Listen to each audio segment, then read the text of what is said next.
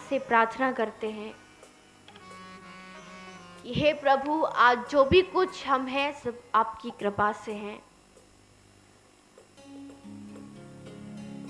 तो सच प्लस चित प्लस आनंद, सच्चिदानंद रूपाय, इस श्लोक का प्रथम चरण है। इस श्लोक का दूसरा चरण है विश्वोत्पत्त्यादि हेतवे, यानी भगवान श्री कृष्ण इस विश्व की उत्पत्ति भी करते हैं, पालन भी करते हैं और संहार भी करते हैं। लेकिन उत्पत्ति में ममता न हो, पालन में अहंकार न हो और संहार में शोक न हो। भगवान कृष्ण इतने बड़े विश्व को, इस ब्रह्मांड को भगवान ने उत्पन्न किया है, लेकिन भगवान कभी भी इस ब्रह्मांड में मोह नहीं रखते। ये नहीं सोचते कि ये संसार मेरा है, मैंने इस संसार को बनाया है। तो उत्पत्ति में कभी भी ममता नहीं होनी चाहिए। पालन में अहंकार न हो। आप सोचो कि एक छोटी सी चींटी से लेके एक इतने बड़े हाथी को भी भगवान भोजन देते हैं। क्या कभी आप किसी चींटी के पास जाकर के कभी किसी ने उसको भोजन दिया है? नहीं दिया, लेकिन फिर भी चींटी जिंदा रहती है। क्यों? क्योंकि भगवान उसका पालन पोषण करते हैं। तो इतने बड़े संसार को भगवान पालन करते हैं, लेकिन कभी भी मन में अहंकार नहीं रखते। तो उसी तरह हमें भी अपने पालन में अहंकार नहीं होना चाहिए। जैसे एक पिता है, उसका एक बेटा है, तो बोलेगा कि मैं अपने बेटे को बहुत बड़े स्कूल में पढ़ने के लिए भेजता हूँ, उसे जो चाहिए देता हूँ, उसके लिए ये करता हूँ, वो करता हूँ। अरे अपने बच्चों के लिए तो सभी करते हैं, तो उसमें अहंकार क्यों करते हैं? क्या कभी एक पड़ोसी का बच्चा जो फटे कपड़ों से रोजाना स्कूल जाता है, क्या उसको कभी किसी ने 10 रुपए का नोट पकड़ाया है? केवल अपने बच्चों का, अपने परिवार का पालन पोषण तो एक गधा भी करता है। उसके भी बच्चे होते हैं, उसकी भी पत्नी होती है, वो भी पालन पोषण करता है। तो हमारे और उसके अंदर फिर फर्क क्या रहा? वो सिर्फ इतना कि हम समझ सकते हैं हमें क्या करना है, क्या नहीं करना, हम दूसरों की मदद कर सकते हैं। तो इसलिए कभी भी पालन में अहंकार न हो और संहार में शोक न हो। भगवान ने सारे यदुवंशियों को मरवा दिया, लेकिन एक बिंदु आंसू तक नहीं बहाया।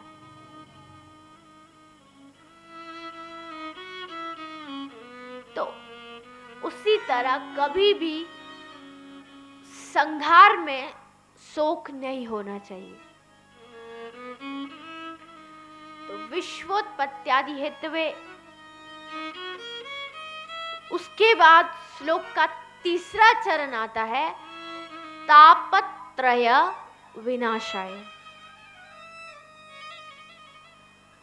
भगवान तीनों तापों को नष्ट करने वाले हैं।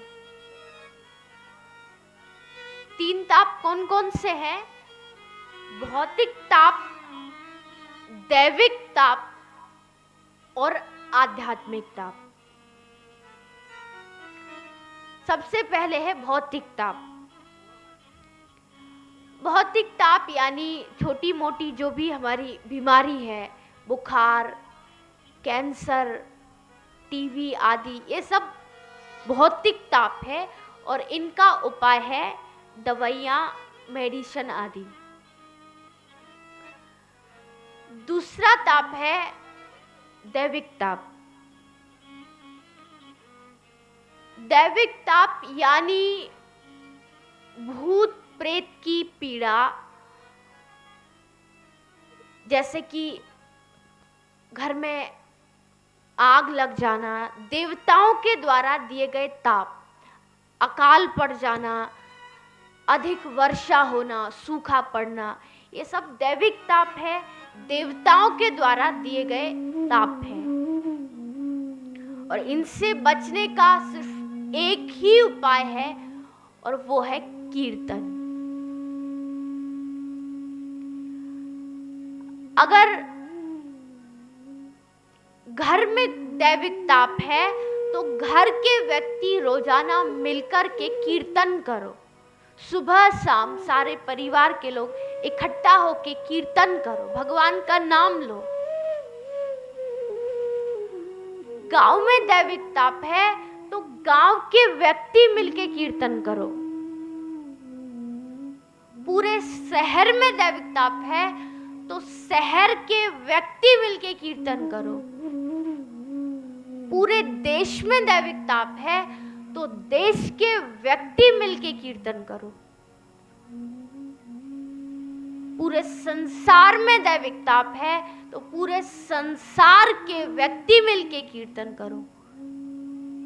क्योंकि श्रोताओं, भागवत कथा से तो सारा संसार पवित्र होता है, लेकिन भगवान के हरे कृष्ण महामंत्र कीर्तन से सारा ब्रह्मांड पवित्र हो जाता है। क्योंकि भगवान के नाम में बहुत शक्ति है।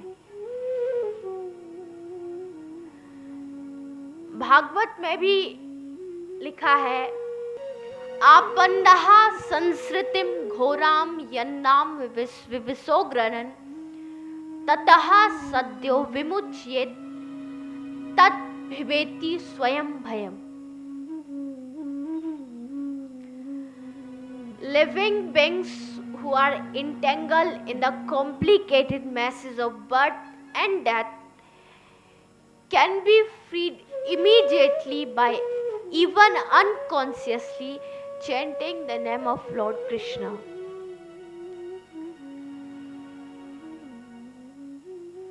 हम सभी जानते हैं, हम बार बार जन्म लेते हैं, मर जाते हैं। इस जन्म मृत्यु के चक्र में हम लोग पड़े हुए हैं। लेकिन इससे अगर आप बचना चाहते हैं तो एक ही उपाय है और वो है कीर्तन।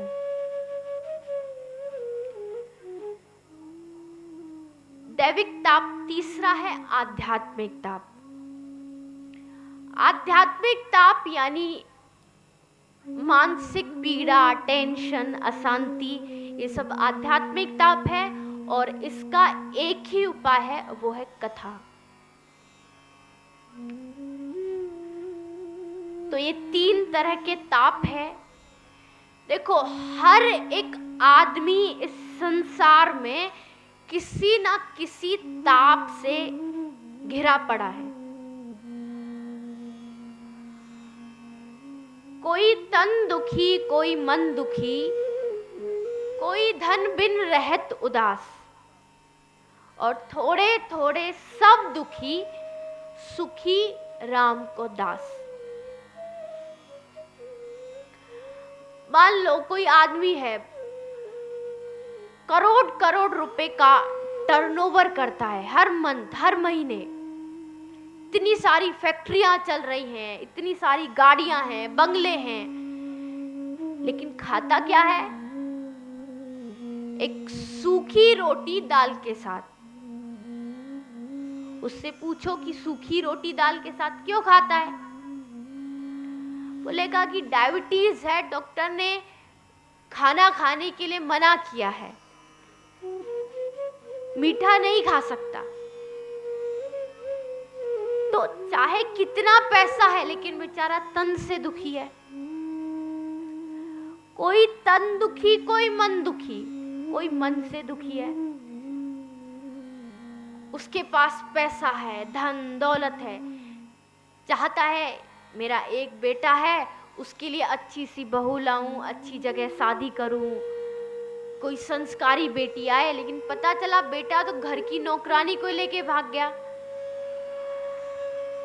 अब वो मन से दुखी, समाज में इतना लोग क्या बोलेंगे, अरे बेटा नौकरानी को लेके भाग गया। वो मन से दुखी है। और कोई धन बिन रहत उदास,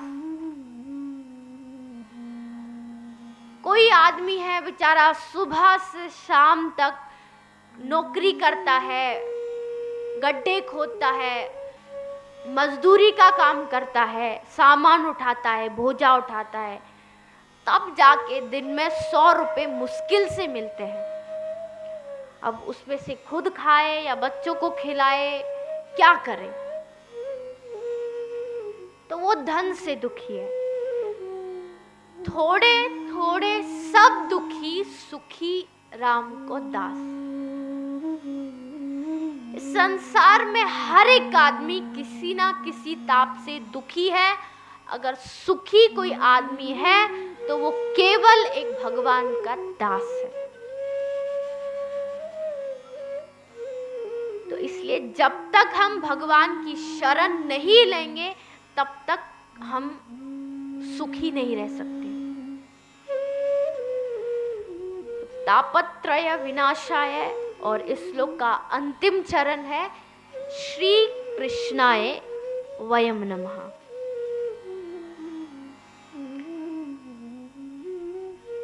देखो, इस श्लोक में अंत में भगवान कृष्ण को प्रणाम किया है, लेकिन श्री का मतलब क्या है?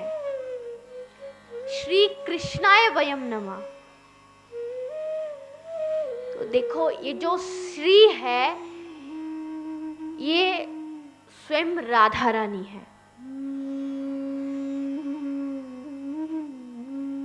अच्छा, आपने देखा होगा कि नारायण भगवान की पत्नी है लक्ष्मी जी। वही नारायण भगवान जब राम रूप में त्रेता युग में आए तो वही लक्ष्मी जी उनकी पत्नी बन के आई। क्या नाम था उनका, बताइए? राम भगवान की पत्नी का नाम क्या था? सीता। उसके बाद वही नारायण जब कृष्ण बन के आए तो उनकी पत्नी कौन थी, बताइए? रुक्मणी। तो अब नारायण भगवान की पत्नी हुई लक्ष्मी जी, राम भगवान की पत्नी हुई सीता जी, कृष्ण भगवान की पत्नी हुई रुक्मणी जी। तो ये राधा रानी कौन है? ये तो भगवान की पत्नी भी नहीं है। तो राधा और कृष्ण ये दोनों एक ही है। राधा कृष्ण अलग नहीं है, राधा कृष्ण दोनों एक ही हैं। तो इनका शरीर अलग है लेकिन आत्मा एक है। राधा रानी भगवान कृष्ण से अलग नहीं है। देखो भक्तों, श्री राधा रानी का नाम अगर कोई आदमी अपने मुख से एक बार ले ले तो भगवान कृष्ण उसके पीछे पीछे भागे भागे आते हैं। राधा रानी के नाम का वर्णन हम अपने इस मुख से नहीं कर सकते। राधा रानी ना होती तो वृंदावन भी वृंदावन ना होता। कान्हा तो होते, बंसी भी होती, पर बंसी में प्राण न होते। राधा रानी ना होती तो कुंज गली भी ऐसी निराली ना होती। राधा रानी ना रोती तो यमुना जी ऐसी काली ना होती। प्रेम की भाषा जानता ना कोई, कान्हा को योगी मानता ना कोई। आप लोगों ने देखा होगा कि भागवत में कहीं पर भी राधा नाम नहीं आया है। क्यों? सुखदेव जी ने भागवत में राधा नाम क्यों नहीं लिया?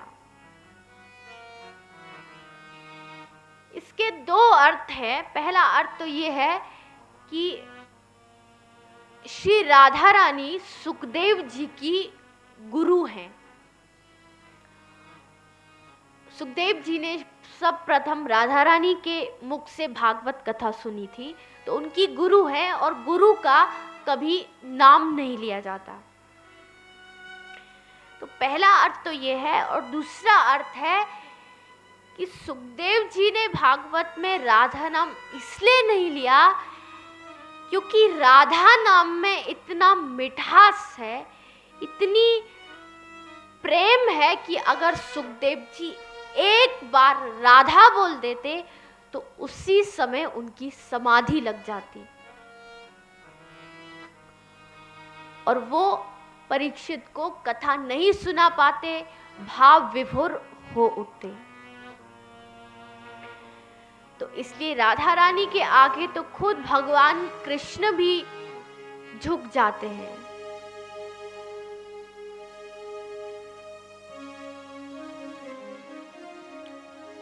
राधा नाम नदिया की धारा बही जाए रे, राधा नाम नदिया की धारा बही जाए रे, राधा नाम नदिया की धारा बही जाए रे, राधा नाम नदिया की धारा बही जाए रे, धारा बही जाए रे, धारा बही जाए रे, धारा बही जाए रे, धारा बही जाए रे, धारा बही जाए रे, धारा बही जाए रे, बही जाए रे, धारा बही जाए रे, राधा नाम नदिया की धारा बही जाए रे, राधा नाम नदिया की धारा बही जाए रे, राधा नाम नदिया की धारा बही जाए रे, राधा नाम नदिया की धारा बही जाए रे, धारा बही जाए रे, हाँ धारा बही जाए रे, धारा बही जाए रे, हाँ धारा बही जाए रे, धारा बही जाए रे, हाँ धारा बही जाए रे, धारा बही जाए रे, हाँ धारा बही जाए रे, राधा नाम नदिया की धारा बही जाए रे, राधा नाम नदिया की धारा बही जाए रे, राधा नाम नदिया की धारा बही जाए रे, राधा नाम नदिया की धारा बही जाए रे। सभी प्रेम से दोनों हाथ उठा के तालियां बजाएं।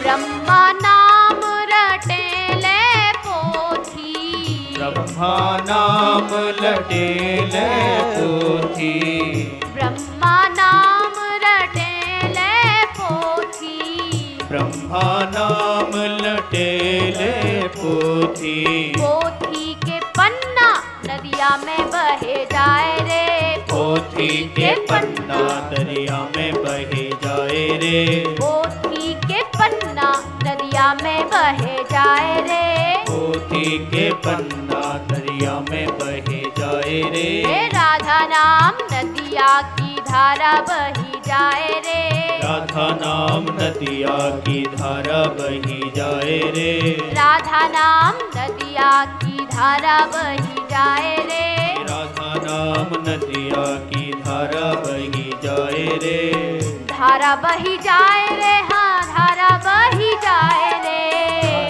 बही जाए रे, हाँ धारा बही जाए रे। धारा बही जाए रे, हाँ धारा बही जाए रे। धारा बही जाए रे, हाँ धारा बही जाए रे। राधा नाम नदिया की धारा बही जाए रे। राधा नाम नदिया की धारा बही जाए रे। राधा नाम नदिया की धारा बही जाए रे। राधा नाम नदिया की धारा बही जाए रे। देखो, बहुत से लोग आकर के कहते हैं कि हमारा मोटापा बहुत बढ़ रहा है। अरे मोटापा तो बढ़ेगा ही। कथा में आए हो, बैठे हो, 3 घंटे से लगातार बैठे हो। अरे 3 घंटे बैठे बैठे मोटे तो हो ही जाओगे। इसलिए बैठो मत। जो भी यहाँ भगवान से प्रेम करता है, जो भी भगवान का दीवाना है, अपनी अपनी जगह पर खड़े होकर के सभी भाव से नृत्य करो। ऐसा मत सोचो कि पड़ोसी बैठा क्या कहेगा, अरे नाच रहा है। अरे तब क्या होता है, जब बेटे की शादी होती है तो 80 साल का बुढ़ा भी डीजे के सामने ठुमके लगाने लगता है।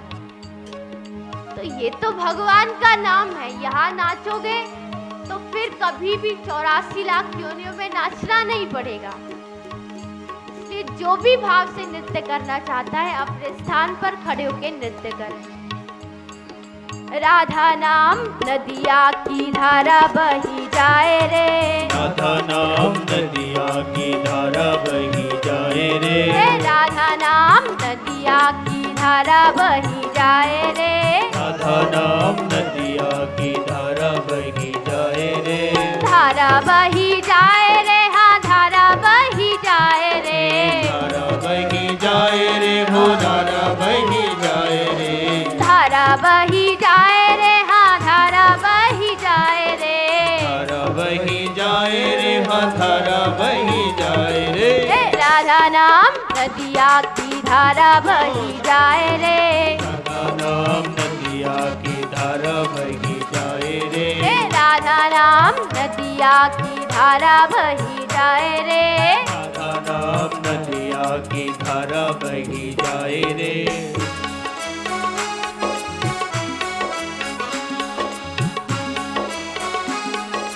पीछे वाले दोनों हाथ खड़े करके तालियां बजाएं।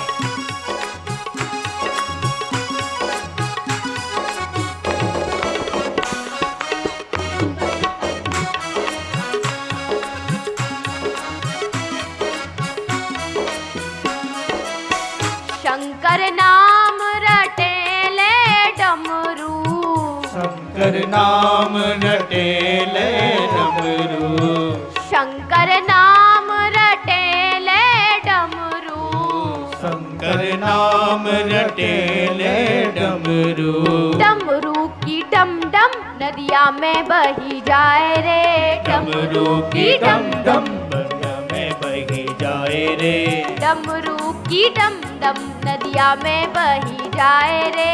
डमरू की डम डम नदिया में बही जाए रे।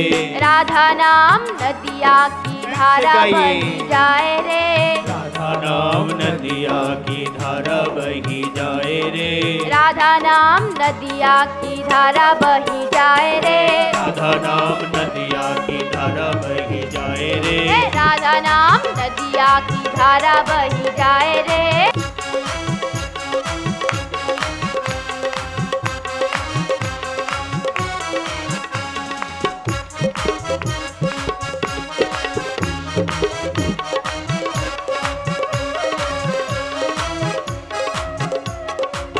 नारद नाम रटेले बीना। नारद नाम रटेले बीना। नारद नाम रटेले बीना। नारद नाम रटेले बीना। नारद का बीना नदिया में बहे जाए रे। नारद को बीड़ा नैया में बह हो जाए रे।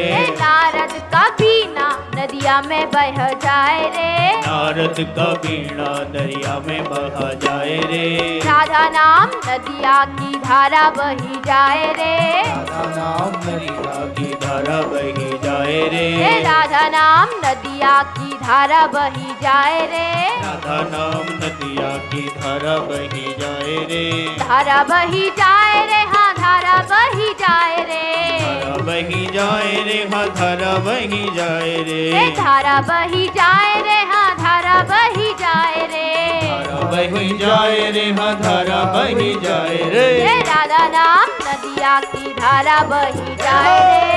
राधा नाम नदिया की धारा बही जाए रे। राधा नाम नदिया की धारा बही जाए रे। राधा नाम नदिया की धारा बही जाए रे।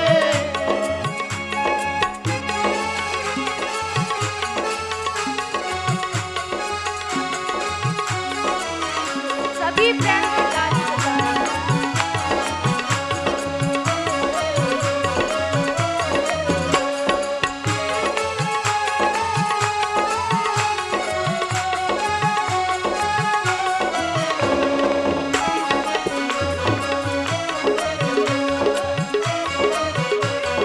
हरि बोल।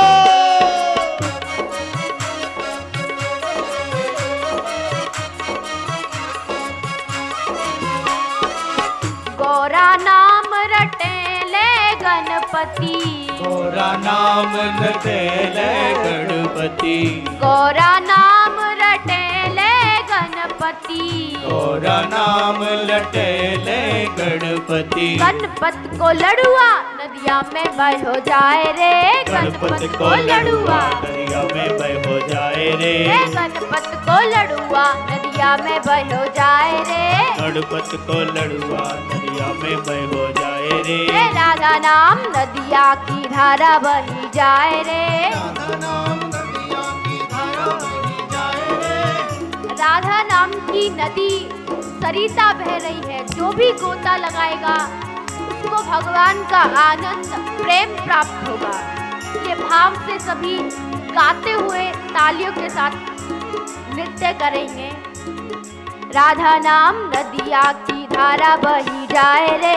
राधा नाम नदिया की धारा बही जाए रे। राधा नाम नदिया की धारा बही जाए रे। राधा नाम नदिया की धारा बही जाए रे। धारा बही जाए रे, हाँ धारा बही जाए रे। बही जाए रे, हाँ धारा बही जाए रे। धारा बही जाए रे, हाँ धारा बही जाए रे। धारा बही जाए रे, हाँ धारा बही जाए रे। राधा नाम नदिया की धारा बही जाए रे। राधा नाम नदिया की धारा बही जाए रे। राधा नाम नदिया की धारा बही जाए रे। राधा नाम नदिया की धारा बही जाए रे।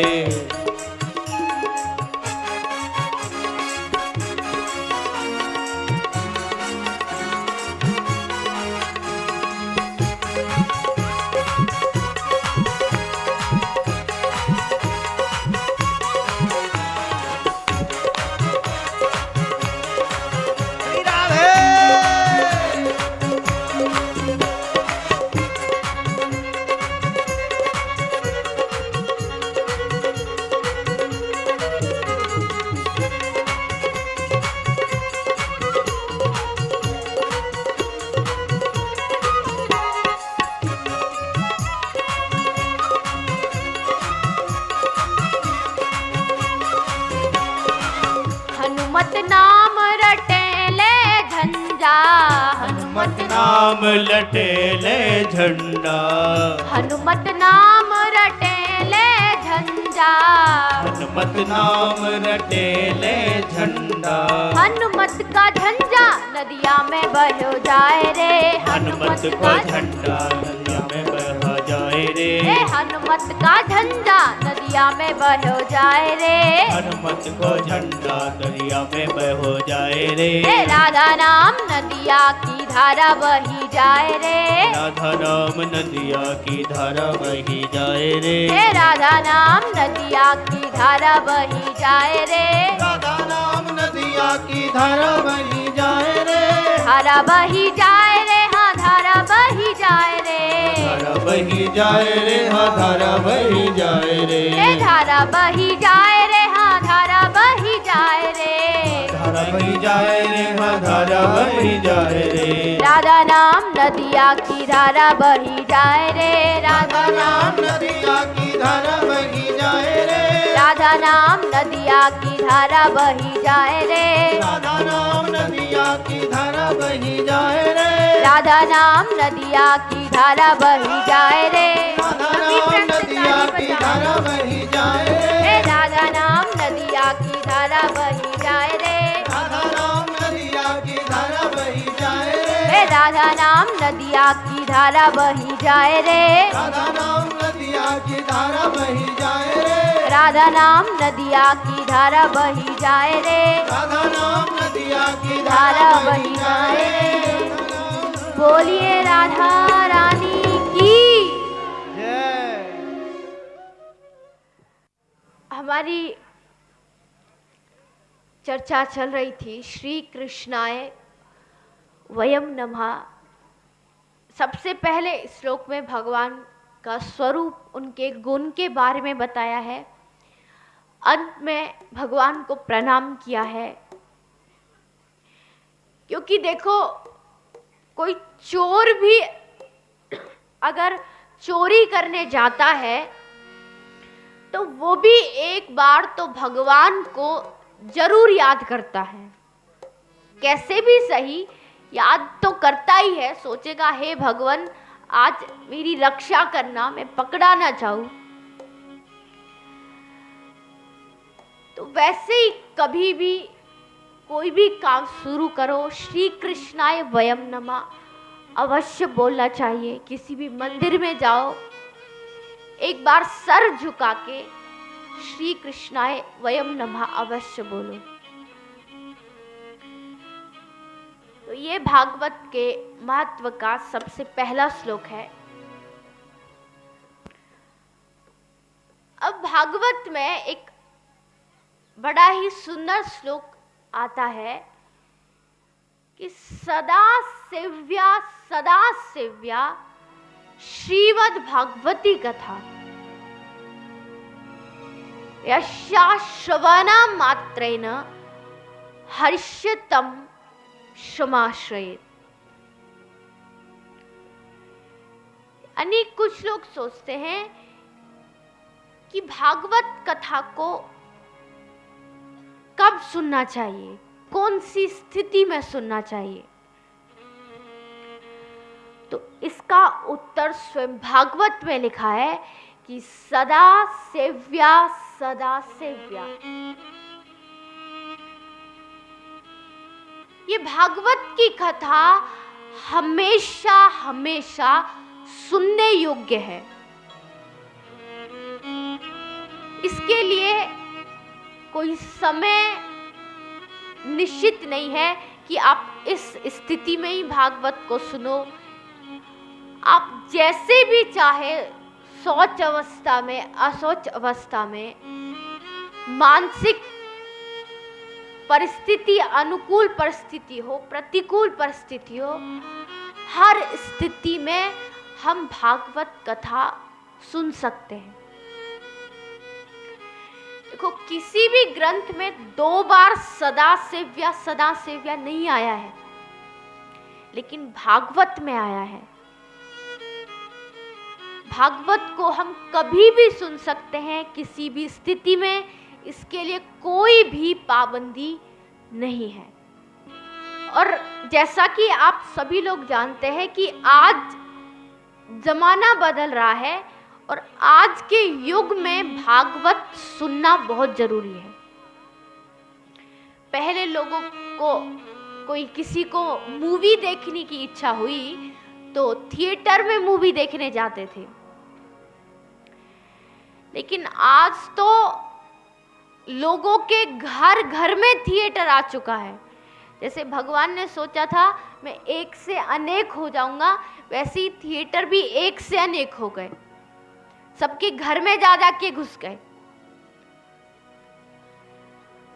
साइंस इतनी तरक्की कर रहा है।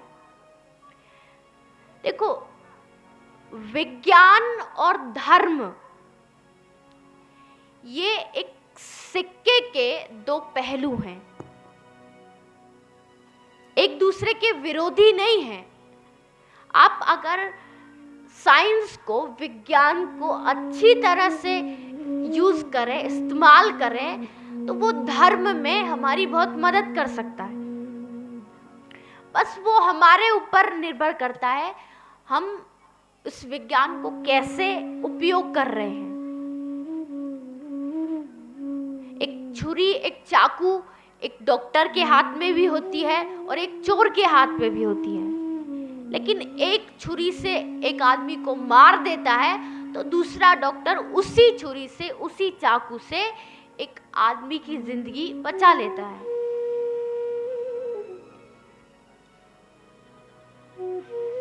आज हमारे आजकल की जो जनरेशन है, बच्चे हैं, सबके अंदर से संस्कार जाते जा रहे हैं।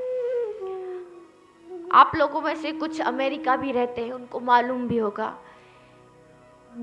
आज लोगों को ये नहीं मालूम कि भागवत में कितने स्कंद हैं, रामायण में कितने स्कंद हैं। चलो, बच्चों की, नई जनरेशन की तो बात छोड़ दो, अरे बूढ़े बूढ़े को भी नहीं मालूम तो बच्चों को कहां से मालूम होगा।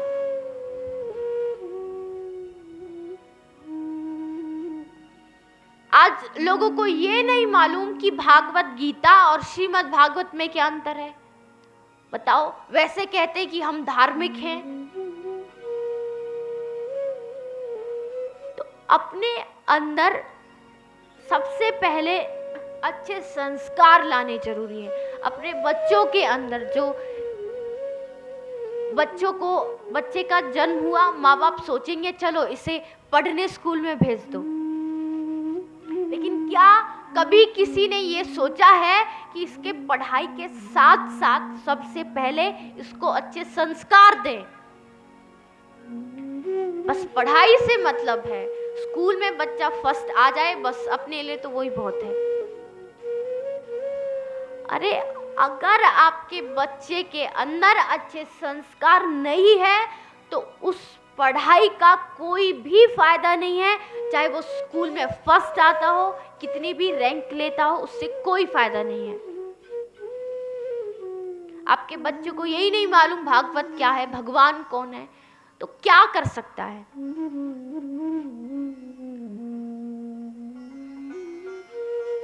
आज माँ बाप बच्चे से कहते हैं कि अरे बेटा, हमने तुझे जन्म दिया, तुझे पढ़ाया लिखाया, हमारे हाथ में जितना था उससे भी ज्यादा तुझे देने की कोशिश की, तूने जो मांगा हमने दिया, तूने जो जिद की हमने पूरी की, तुझे सूखे में सुलाया, हम गीले में सोए। और वही कलयुगी बच्चा, वही कलयुगी बेटा बेटी आज कहता है कि अगर आपने मेरा पालन पोषण किया तो कौन सी बड़ी बात की। हर माँ बाप करता है, हर माँ बाप का फर्ज होता है, इसमें कौन सी बड़ी बात है। आपका कर्तव्य है, आपको करना चाहिए। देखो, ये बातें गलत नहीं हैं, बातें सभी सही हैं। जैसे मान लो कोई मूवी बन रही है, तो उस मूवी में जिस आदमी का जो डायलॉग है वो उससे बोलता है तो कितना अच्छा लगता है, लेकिन मूवी में एक आदमी दूसरे आदमी के डायलॉग बोलने लगे तो मूवी बेकार लगती है। वैसे ही यहाँ भी वही बात है कि जो माँ बाप की बातें हैं वो बच्चा बोलता है और बच्चे की बातें माँ बाप बोलते हैं। बच्चे को बोलना चाहिए, अरे पिताजी, आपने हमें पढ़ाया लिखाया, अपनी जरूरत से ज़्यादा, आपके हाथ में जो था उससे भी ज़्यादा आपने हमारे लिए किया। आपने हमको सूखे में सुलाया, आप खुद गीले में सोए। और फिर वही माँ बाप बोलते हैं, अरे बेटा अगर हमने ये सब किया तो इसमें कौन सी बड़ी बात है। हर माँ बाप का फर्ज होता है, हर माँ बाप का कर्तव्य होता है। तो बातें सारी सही हैं, लेकिन बस हम लोग उल्टा करते हैं। जो माँ बाप को बोलना है वो बच्चे बोलते हैं, जो बच्चे को बोलना है वो माँ बाप बोलते हैं। तो सिर्फ आज इसीलिए हमारे संस्कार जा रहे हैं, क्योंकि हम लोगों ने सत्संग सुनना, भगवान का नाम लेना छोड़ दिया है। आपने श्रवण कुमार की कथा सुनी है। अपने अन्य माता पिता को हमेशा अपने साथ रखते थे। क्यों? वो चाहते तो वो भी वृद्धाश्रम में उनको डाल सकते थे। आज बाहर विदेशों में, अमेरिका, लंदन, सब जगह देखो कितने वृद्धाश्रम बन चुके हैं। और हम भारतवासियों के लिए कितनी शर्म की बात है कि वो प्रथा चलते हुए हमारे भारत में भी पहुंच चुकी है। जगह जगह आज वृद्धाश्रम बन रहे हैं, माँ बाप की सेवा नहीं होती है।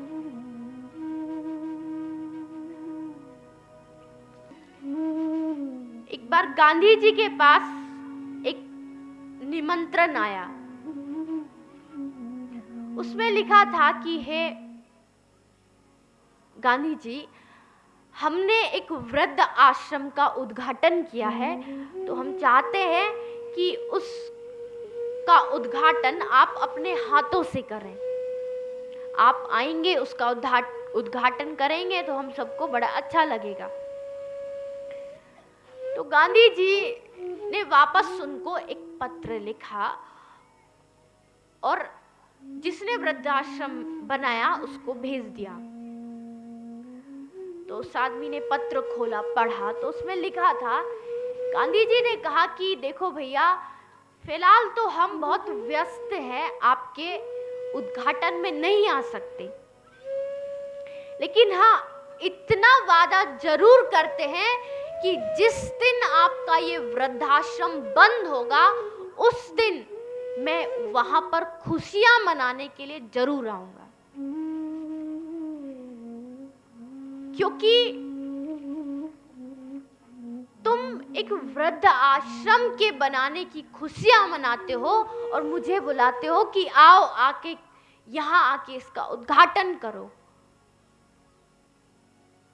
लेकिन एक सच्चा आदमी वही है जो वृद्ध आश्रम ना बनाए, वृद्ध आश्रमों को बंद कराने की कोशिश करे, ताकि हर बच्चा, अपने हर बेटा बेटी अपने माँ बाप की सेवा कर सके। तो ये तभी संभव हो सकता है जब बच्चों के अंदर आप खुद माता पिता अच्छे संस्कार डालेंगे, उनको सत्संग में लाएंगे। क्योंकि देखो, मैं बहुत बार हर कथा में कहती हूँ कि जितना हो सके अपने बच्चों को लाओ, क्योंकि आज आप जो कुछ हैं आपके माँ बाप ने आपको जो संस्कार दिए उसके बदौलत है, और आप अपने बच्चों को जो संस्कार दोगे वो आपके बच्चे करेंगे। तो इसलिए बच्चों को सत्संग में लेके जाओ, कथा सुनाओ, ताकि वो बड़े होके आपकी सेवा करें, भगवान का नाम लें। तो सदा सेव्या श्रीमद् भागवती कथा।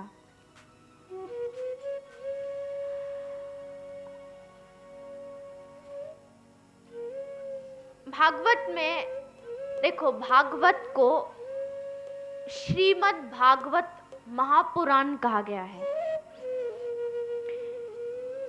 जबकि 17 पुराण हैं, 4 वेद हैं। तो जो 17 पुराण हैं उन सबको व्यास जी ने उनका नाम पुराण रखा है, लेकिन भागवत का नाम महापुराण है। भागवत को संतों का धन कह करके पुकारा जाता है। श्रीमद् भागवत पुराण तिलकम यद वैष्णवा नाम धनम, वैष्णवा नाम धनम धनम, यद वैष्णवा नाम धनम। यानी श्रीमद् भागवत संतों का धन है। जैसे कि काम ही नारी प्यारी जिमी, लोभ ही प्रिय जिमी दाम, तिमी रघुनाथ निरंतन प्रिय लागहि मोहि राम। जिस तरह एक कामी पुरुष को एक स्त्री प्रिय लगती है, उसी तरह संतों को भागवत प्रिय लगती है। तो इसलिए आज कथा का, आज तो पहला ही दिन है, अभी तो 6 दिन बाकी हैं। आप आराम से, भाव से, क्योंकि देखो सबसे बड़ा है भाव। आप कथा में अगर बैठते हैं तो मन में ऐसा भाव रखो कि हम साक्षात भगवान के सामने बैठे हैं, क्योंकि भगवान और भागवत में कोई अंतर नहीं है। हम जैसे कलयुगी लोगों को भगवान दर्शन देने तो नहीं आ सकते, क्योंकि हम इतने पापी हैं, इतने दुराचारी हैं। तो भगवान ने भागवत को ही अपने स्वरूप में हमारे पास भेजा है। तो ऐसा भाव रखो कि इन 7 दिनों हम भाव से भगवान की कथा सुनेंगे और अपने जीवन को धन्य बनाएंगे, इस भागवत को अपने जीवन में अमल करेंगे। अब आइए सभी अंत में 2 मिनट भगवान का कीर्तन करेंगे।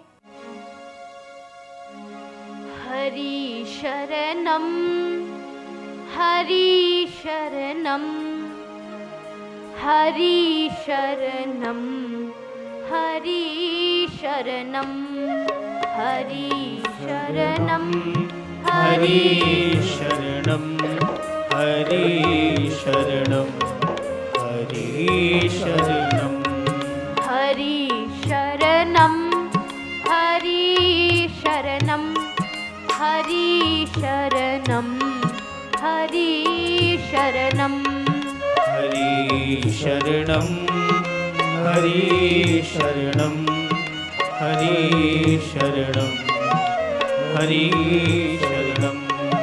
हरो हरि पाप गठरी, शरण में तेरी आई हूँ। हरो हरि पाप गठरी, शरण में तेरी आई हूँ। हरो हरि पाप गठरी, शरण में तेरी आई हूँ।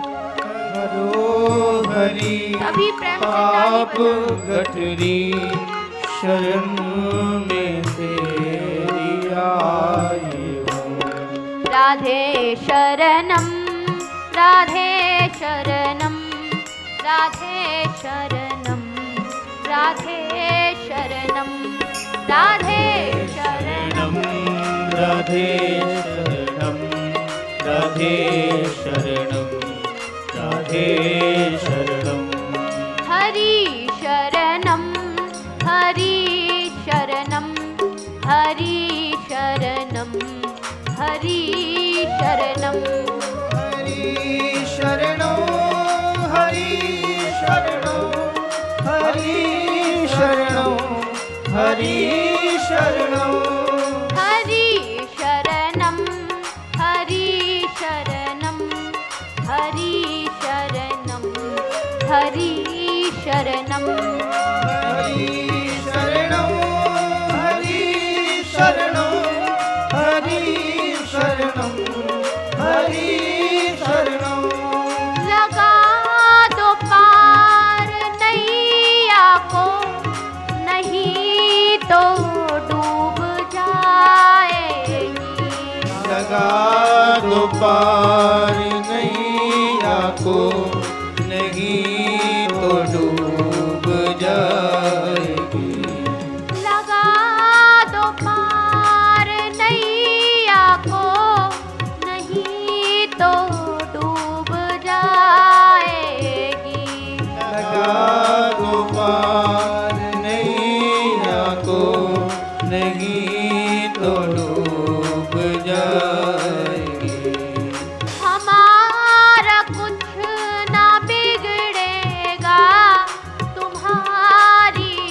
लाज जाएगी। हमारा कुछ न बिगड़ेगा, तुम्हारी लाज जाएगी। हमारा कुछ न बिगड़ेगा, तुम्हारी लाज जाएगी। हमारा कुछ न बिगड़ेगा, तुम्हारी लाज जाएगी। गुरु शरणम गुरु शरणम गुरु शरणम गुरु शरणम गुरु शरणं गुरु शरणं गुरु शरणं गुरु शरणं। राधे शरणम राधे शरणम राधे शरणम राधे शरणम राधे शरणं राधे शरणं राधे शरणं राधे शरणं। हरि शरणम हरि शरणम हरि शरणम हरि शरणम हरि हरि शरणं हरि शरणं हरि शरणं। राधे शरणम राधे शरणम राधे शरणम राधे शरणम राधे शरणं राधे शरणं राधे शरणं राधे शरणं। गुरु शरणम गुरु शरणम गुरु शरणम गुरु शरणम गुरु शरणं गुरु शरणं गुरु शरणं गुरु शरणं। हरि शरणम से ताली बजाते हुए गाएं। हरि शरणम हरि शरणम हरि शरणं हरि शरणं हरि शरणं हरि शरणं। हरि शरणम हरि शरणम हरि शरणम हरि शरणम हरि शरणं हरि शरणं हरि शरणं हरि शरणं। राधे शरणम राधे श्री शरणम राधे। राधे शरणम राधे शरणम राधे शरणं राधे शरणं राधे शरणं राधे शरणं। बोले श्री राधा कृष्ण भगवान की। जय। अब सभी दो बार हाथ उठाकर हरे कृष्ण महामंत्र का जाप करें। हरे कृष्णा हरे कृष्णा कृष्णा कृष्णा हरे हरे हरे राम हरे राम राम राम हरे हरे हरे कृष्णा हरे कृष्णा कृष्णा कृष्णा हरे हरे हरे राम हरे राम राम राम हरे हरे। बोले श्री वृंदावन बिहारी लाल की जय। श्रीमद् भागवत महापुराण की जय। जय जय श्री राधे। जय जय श्री राधे। जय जय श्री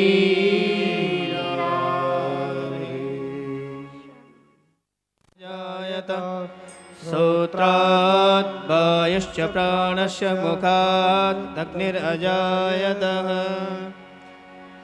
बाके बिहारी तेरी आरती गाऊं, बाके बिहारी तेरी आरती गाऊं, कृष्ण मुरारी तेरी आरती गाऊं, कृष्ण मुरारी तेरी आरती गाऊं, आरती गाऊं प्यारे तुमको रिझाऊं, आरती गाऊं प्यारे तुमको रिझाऊं, हे गिरधर तेरी आरती गाऊं, हे गिरधर तेरी आरती गाऊं, मोरे मुकुट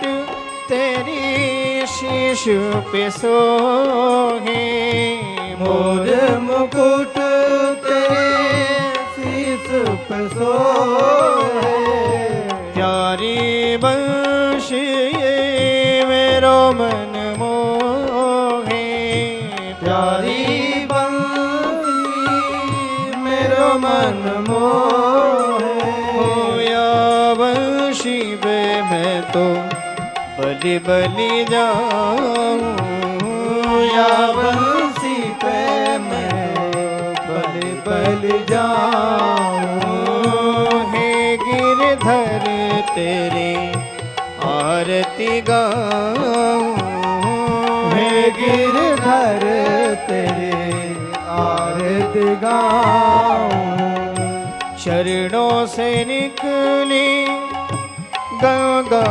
प्यारी, चरणों से निकली गंगा प्यारी, जिसने सारी दुनिया तारी, जिसने सारी दुनिया तारी, उन चरणों पे मैं शीश नवाऊं, उन चरणों में मैं शीश नवाऊं, बाके बिहारी तेरी आरती गाऊं, बाके बिहारी तेरी आरती गाऊं, दास अनाथ के नाथ आप हो, दास अनाथ के नाथ आप हो, सुख दुख जीवन प्यारे साथ आप हो, सुख दुख जीवन प्यारे साथ आप हो, जुगल छवि पे मैं तो मन को लगाऊं, जुगल छवि पे मैं तो मन को लगाऊं, कृष्ण मुरारी तेरी आरती गाऊं, कृष्ण मुरारी मैं तो आरती गाऊं, बाके बिहारी तेरी आरती गाऊं, बाके बिहारी तेरी आरती गाऊं, हे गिरधर तेरी आरती गाऊं, हे गिरधर तेरी आरती गाऊं,